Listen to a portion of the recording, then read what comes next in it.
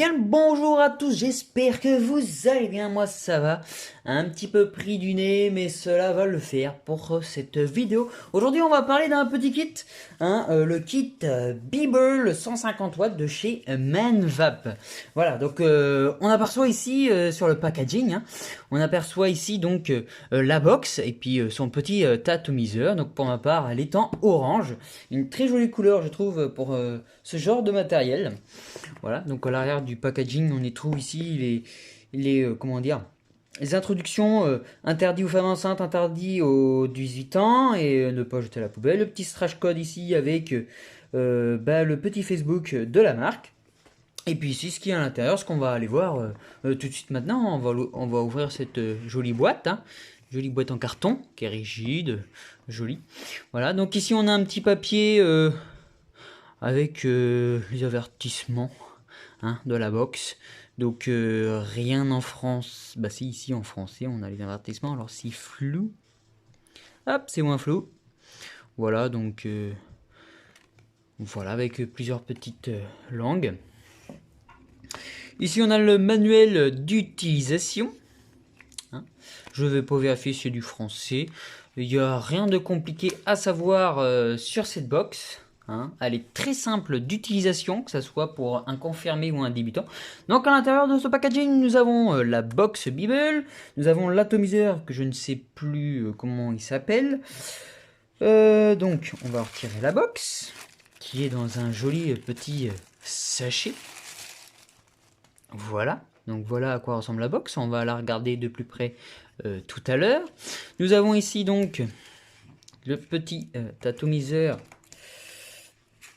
J'aimerais me rappeler du nom parce que c'est embêtant. Il doit être marqué derrière. L'atomiseur Beeble Tank, voilà.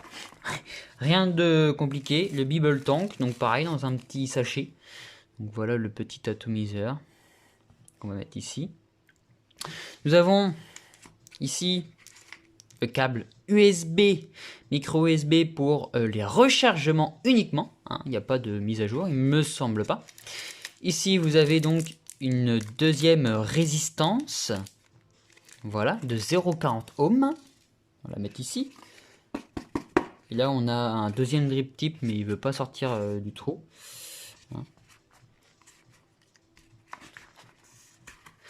Bon, en dessous, on n'a rien. Ah bah, je me complique la vie, chers amis. Voilà, donc un drip tip transparent qui est peut-être plus adapté. J'arrive pas à enlever le deuxième drip tip qui est propre, qui était déjà dessus. Voilà, donc là vous avez celui-là d'origine. Voilà, et donc vous pouvez mettre, donc c'est du 510. Voilà, bon, on préfère le style original du début. Après à tester, voir la différence de vape. Je pense que c'est un atomiseur qui est fait plus pour la saveur et non la vapeur. Donc on va voir ça de plus près tout à l'heure. Voilà. Donc on va parler de la box. Donc cette box fait 135 mm de haut, 67 mm de large et 34 mm d'épaisseur. Voilà. Donc puissance de sortie, elle va de 50 jusqu'à 150 watts. C'est une batterie intégrée de 3500 mAh. Elle est intégrée sous le cache. On voit ici la batterie. Voilà. Tension de sortie 3,3 volts à 4,2 volts. Et on charge la box avec le micro USB, un DC de 5 volts. Voilà, donc ici, on la recharge ici. Voilà. Donc, propriétaire, on va faire le tour du propriétaire de cette box, qui a plutôt un design assez satisfaisant. Vous avez donc ici le pin 510 qui doit être monté sur ressort. Je vais vérifier quand même si c'est le cas. Que je dise pas de bêtises. Oui, c'est monté sur ressort. Tout à fait. Voilà. Donc le pin 510 qui est monté sur le ressort. Ici vous avez le bouton Fire. Vous avez ici donc c'est des petits. Le problème c'est que j'ai pas beaucoup d'informations sur cette box, donc je ne sais pas comment que je pourrais appeler ça. Mais on va appeler ça des petits leviers. Hein. Donc comme vous pouvez le voir ici, one off. Donc là elle est sur off. Là elle est sur one. Donc on va la remettre sur off. Et ici, vous avez le petit levier pour régler vos watts. Hein. Vous avez ici 150, 100 et 50 watts. Voilà. Donc en dessous, rien de particulier. Par là non plus. Là, sur ce qui protégerait donc la batterie. Manvap d'estampillé. Avec le nom de la box, Bible 150 watts. Voilà. De l'autre côté, donc, vous avez plein de petits circuits gravés donc sur la plaquette, donc tout le circuit en fait de la box. Voilà, donc ici vous avez donc le port micro USB pour recharger votre box. Donc vous avez donc ces quatre parties là et ces quatre parties là qui tiennent. Je pense que c'est du plexiglas hein, qu'on a ici.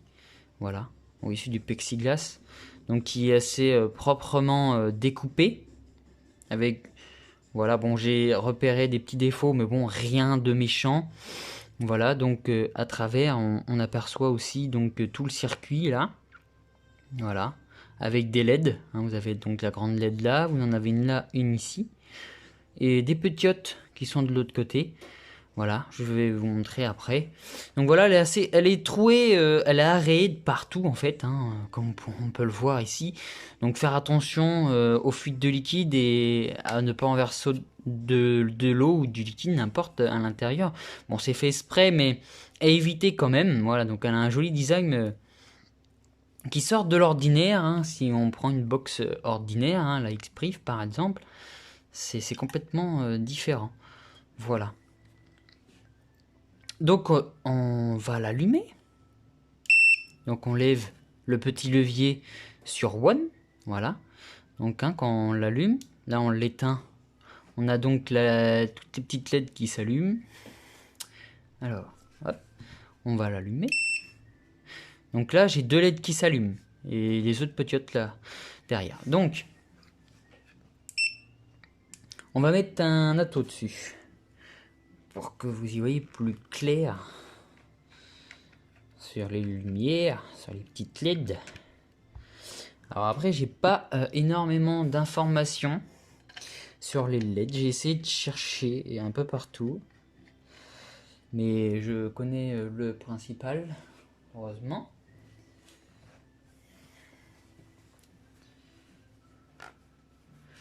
Voilà, on va nettoyer tout ça.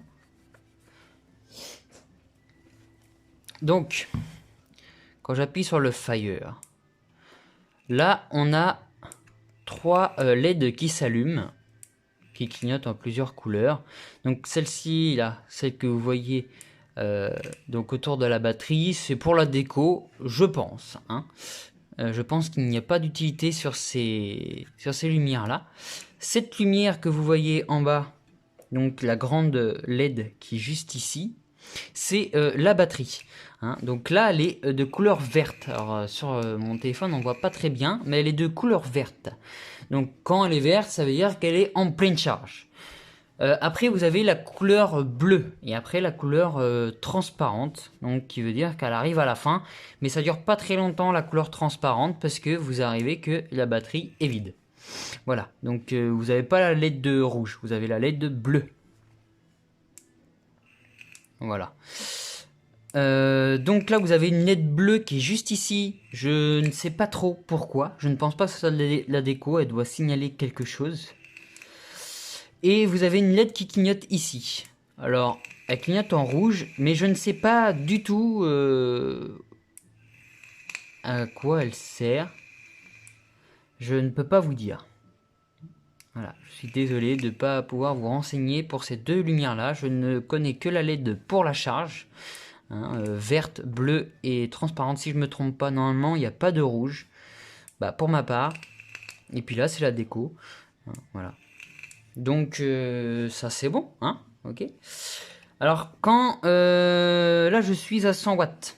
Quand je vais baisser à 150 watts, elle fait du bruit et elle clignote. Elle clignote, elle fait du bruit une fois. Elle bip bip une fois. Quand je la mets à 150 watts, à 100 watts, pardon, elle bip deux fois. Et les lumières clignotent deux fois, il me semble. Et quand je la mets à 150 watts, ça clignote trois fois et ça bip bip trois fois. Voilà. Donc, Echoes, la petite box 1. Donc voilà pour la box. On va passer à l'atomiseur qui fait un diamètre de 24 mm, une capacité de réservoir de 2 ml. D'accord. Et une résistance, les valeurs de résistance sont de 0,40, les deux sont pareils, il n'y a pas de différence. Voilà. Avec un petit pin de 512 aussi. Voilà. Donc on va démonter tout ça pour voir. Donc là vous avez la protection, en fait ce qui fait la déco donc de votre atomiseur et ce qui peut faire le réglage de vos airflows. Hein. On n'a pas fait le tour du propriétaire, mais ici donc vous avez votre drip tip et le top cap. Il se trouve, il se trouve ici. Hein. Votre top cap qui est ici, et là on remplit par ici. Hein, parce qu'il n'y a pas, j'ai même pas fait attention, mais il n'y a pas de ce qu'on peut connaître sur les TV12 Prince ou autres atomiseurs. Voilà. Donc une ancienne version, je pense. Hein. Voilà. Donc là vous avez, donc ça fait des petits pics comme ça. Donc là votre Pyrex, on va démonter, mais il n'est pas évident à démonter comme ça. Voilà, bon bah je vais enlever cette partie là.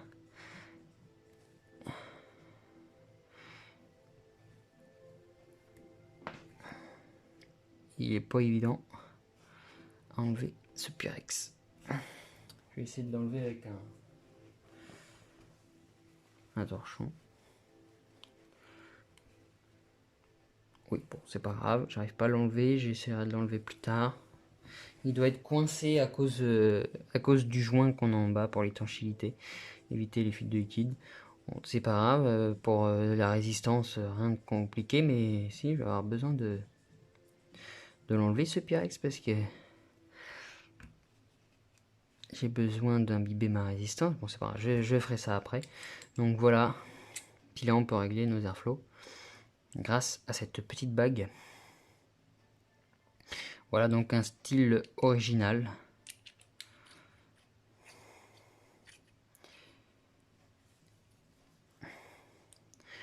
Voilà. Donc des résistances qui peuvent aller jusqu'à... qui fait de 50 jusqu'à 150 watts. Donc on va tester ça tout à l'heure en face cam. Hein. Donc j'imbibe tout ça et je vous dis à tout à l'heure. J'ai réussi à démonter donc le Pyrex. En fait le Pyrex était collé au joint. Voilà, donc j'ai réussi à l'enlever. Donc voilà à quoi ressemble la résistance. Donc là vous avez Manvat estampillé avec sa valeur. Donc voilà à quoi ressemble la résistance. Donc c'est pas une très large... Voilà à quoi ressemble la résistance. Vous avez 4 entrées de liquide qui sont assez petites. Donc à prévoir de ne pas mettre un liquide trop gras. Hein. Moi pour ma part je vais mettre du 50-50. Donc à bien penser d'imbiber toutes vos entrées de liquide. D'accord. Et puis vous pouvez même essayer avec une seringue d'en mettre un peu à l'intérieur pour que ça aille plus vite. Voilà. Donc un tirage serré je pense. Hein. On va aller voir ça sur le test en facecam. Donc je vous dis à tout de suite pour le test. Donc voilà pour le test. Voilà donc voilà à quoi ressemble le setup au complet avec l'atomiseur et cette jolie box. Voilà. Donc quand je vais appuyer sur le fire de la lumière. Voilà. Donc là je suis à 50 watts. Hein, le levier est tout en bas, donc je suis à 50 watts. Donc mes airflows sont ouverts à fond. On est parti.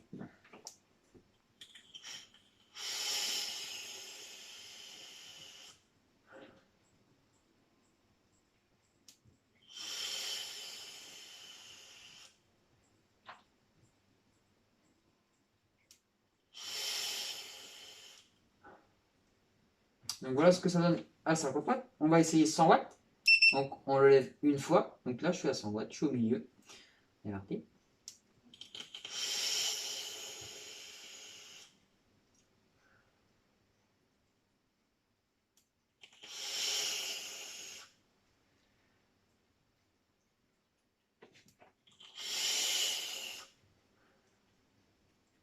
Donc la quantité de vapeur est déjà un petit peu plus importante. On parlera de la saveur tout à l'heure. On va essayer à 150 watts. Donc là, j'ai levé tout en haut. Donc là, je suis à 150 watts.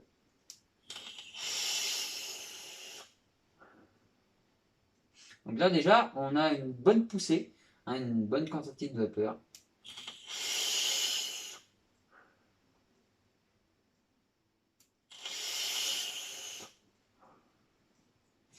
Donc voilà. Donc, la box, en elle, elle est plutôt vraiment bien, impeccable. Hein, elle est vraiment facile d'utilisation. Hein, le petit bouton Fire, pas de menu, petit levier pour l'allumer et l'éteindre. Voilà. Petit levier pour augmenter ou baisser vos watts. Ça dépend de ce que vous voulez niveau vapeur. Voilà. Donc, quand vous montez à 150 watts, votre vapeur est déjà un petit peu plus chaude. Elle est plus froide à 50 watts. Voilà. L'atomiseur. Donc le liquide, le goût que j'ai mis dedans, c'est une biscotte avec de la confiture de fraises dessus. Donc niveau saveur, je trouve que c'est plutôt pas mal. Hein, de toute façon, on le voit à son design par rapport au drip tip, les airflow et la résistance. C'est pour ça que je vous préconise du 50-50 à l'intérieur, pas plus, parce que sinon je pense que ça va cramer votre résistance. Donc ça serait dommage. Voilà. Donc c'est un atomiseur saveur, vapeur. Bon, il fait de la vapeur, hein, forcément, mais il fait une belle quantité de vapeur. Voilà, une quantité de vapeur satisfaisante. Voilà, mais c'est plus pour la saveur. Donc là, je ressens bien ma petite biscotte qui est grillée avec ma petite touche de confiture à la fraise dessus.